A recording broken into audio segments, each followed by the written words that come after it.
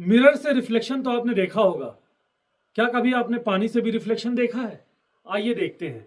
हमारे पास एक glass of water है जिसमें थोड़ा सा साबुन मिला हुआ है और मेरे पास एक लेजर है। अब इस लेजर को हम इसमें शाइन करेंगे और देखेंगे रिफ्लेक्शन। देखिए, इस लेजर को मैं जब पानी के ऊपर डालता हूं तो ये थोड़ी बेंड हो जाती है रिफ्रैक्शन की वजह से, लेकिन जब मैं एंगल ऑफ इंसिडेंस को इंक्रीज करता हूं और लाइट को वाटर और एयर की बाउंड्री पर फॉल करवाता हूं तो आप देख सकते हो कि ये लाइट पूरी तरह से उसी मीडियम में बेंड हो जाती है, यानी वाटर में ही बेंड हो जाती है, जैसा कि आप देख सकते हो। और इसी फिनोमिना को हम कहते हैं टोटल इंटरनल रिफ्लेक्शन, यानी लाइट दूसरे मीडियम में बिल्कुल नहीं जाती और पूरी की पूरी लाइट वाटर और एयर के सरफेस से बेंड हो गई है। तो आइए सबसे पहले हम समझेंगे कि ये टोटल इंटरनल रिफ्लेक्शन होता क्या है। तो टोटल इंटरनल रिफ्लेक्शन आप ऐसे समझ सकते हो, it is a special case of normal refraction. कैसे, आइए देखते हैं। तो नॉर्मल रिफ्रैक्शन में क्या होता है कि अगर हमारे पास कोई लाइट रे है, इंसिडेंट लाइट रे, और ये हमारा डेंसर मीडियम है और रेयर मीडियम है ये, और ये इंटरफेस है, तो अगर लाइट इन बाउंड्री के ऊपर फॉल करती है तो आप देखोगे कि लाइट क्या हो जाती है, अपने एक्चुअल पाथ से थोड़ा डाइवर्ट हो जाती है, यानी नॉर्मल से अवे डाइवर्ट होती है, और इसको हम कहते हैं रिफ्रैक्शन। तो सेम फिनोमिना आप यहां भी समझ सकते हो। सपोज कर लीजिए मेरे पास एक सोर्स ऑफ लाइट है और ये डेंसर मीडियम में रखा हुआ है और इसका रिफ्रैक्टिव इंडेक्स n1 है, and this is the boundary of the two medium. इसके ऊपर आपका n2 रेयर मीडियम है with respect to n1, and n1 is refractive index of n1 is greater than refractive index of medium to n2. So now suppose we have a source of light here in the denser medium, तो light ये interface के ऊपर जाकर के fall करेगी किसी भी angle पर। मान लो सपोज करो वो एंगल क्या है, एंगल ऑफ इंसिडेंस आई है, तो क्या होगी, ये एक्चुअली नॉर्मल से अवे बेंड होगी because of the normal phenomena of refraction. अब अगर ये एंगल ऑफ इंसिडेंस को मैं और इंक्रीज करता चला जाऊं तो क्या होगा, तो ये एंगल ऑफ रिफ्रैक्शन और इंक्रीज होगा। तो एक ऐसा पॉइंट आएगा, हम एंगल ऑफ इंसिडेंस को अगर इंक्रीज करते चले जाएं तो क्या होगा कि ये जो हमारी रिफ्रैक्टेड रे है वो इंटरफेस के डायरेक्शन में चली जाएगी, यानी 90 डिग्री टू द नॉर्मल। कितना एंगल बनाएगी, नॉर्मल से 90 डिग्री। और इस पार्टिकुलर एंगल, इस पार्टिकुलर एंगल को हम कहते हैं क्रिटिकल एंगल, यानी वो एंगल जिसके ऊपर रिफ्लेक्टेड रे यानी हमारी रिफ्रैक्टेड रे 90 डिग्री का एंगल बनाती है नॉर्मल से, उस पर्टिकुलर एंगल ऑफ इंसिडेंस को हम क्रिटिकल एंगल कहते हैं। So now in the same way progressively अगर हम एंगल ऑफ इंसिडेंस को और ज्यादा इंक्रीज करें तो अब लाइट कहां जाएगी, क्योंकि ये तो 90 डिग्री रिफ्रैक्ट हो चुकी है, इससे ज्यादा क्या होगी, अब इसके बाद क्या होगी, अगर इससे ज्यादा एंगल ऑफ इंसिडेंस इंक्रीज करेंगे तो ये लाइट रे इसी मीडियम में टोटली रिफ्लेक्ट हो जाएगी और कोई भी लाइट दूसरे मीडियम में बाहर की तरफ नहीं जाएगी। इसी फिनोमिना को हम कहते हैं total internal reflection.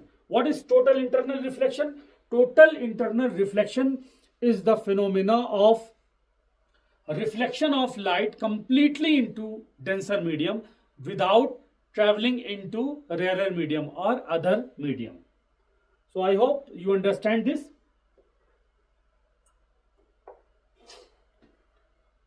So total internal reflection के लिए हमारे पास दो जरूरी कंडीशन है। टोटल इंटरनल रिफ्लेक्शन कब होगा, उसके लिए कंडीशन दो है हमारे पास। पहली कंडीशन क्या है कि light should travel from denser to rare medium. तो पहली चीज क्या है कि जो हमारा लाइट का सोर्स है या जो हमारी लाइट ट्रैवल कर रही है that should travel from denser to rare medium, यानी जो लाइट है वो डेंसर मीडियम में होनी चाहिए, और यानी इंसिडेंट लाइट, और जो रिफ्रैक्टेड लाइट है वो रेयर मीडियम में होना चाहिए। दूसरी चीज शर्त क्या है कि angle of incidence must be greater than critical angle, यानी अगर हमारे पास ये दो मीडियम है, मीडियम 1 मीडियम 2, अगर ये हमारी इंसिडेंट लाइट है तो ये इंसिडेंट लाइट का जो एंगल ऑफ इंसिडेंस है ये जो है वो किससे ज्यादा होना चाहिए, क्रिटिकल एंगल से ज्यादा होना चाहिए, क्रिटिकल एंगल से ज्यादा होना चाहिए, तभी ये लाइट टोटली इंटरनली रिफ्लेक्ट करेगी इसी डेंसर मीडियम में। 1 इज द डेंसर मीडियम, ठीक है। तो ये दो कंडीशन बहुत इंपॉर्टेंट है, एग्जाम में अक्सर पूछता है। ये बहुत जरूरी है कि लाइट हमेशा डेंसर से रेयर मीडियम में ट्रेवल करनी चाहिए। दूसरी बात, angle of incidence must be greater than critical angle.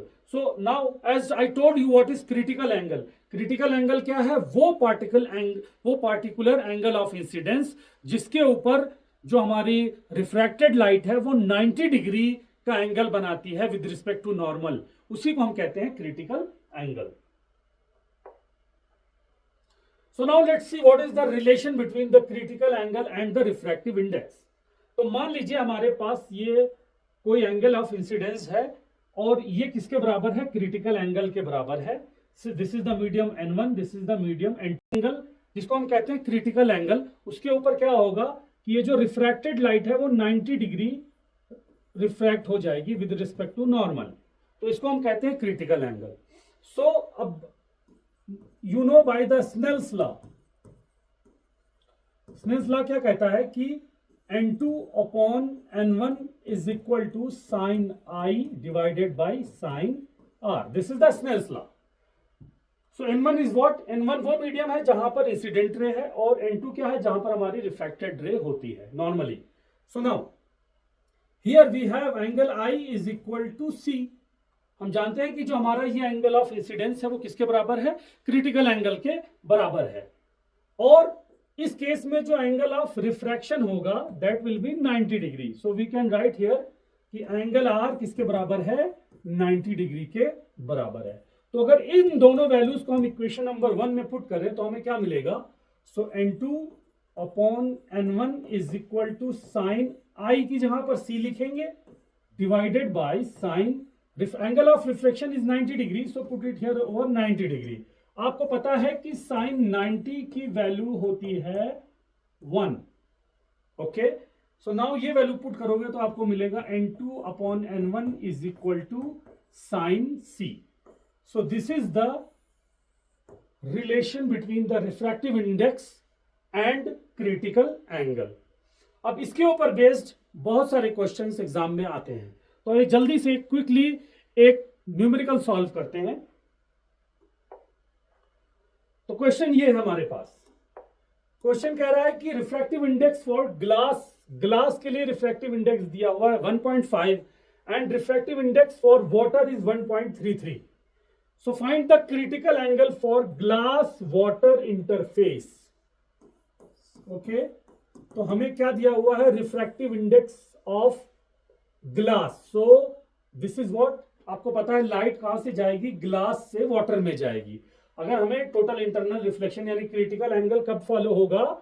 जब लाइट हमारी कहां से जानी चाहिए? ग्लास से वाटर में। तो रिफ्रैक्टिव इंडेक्स ऑफ ग्लास को हम लिखेंगे μ1।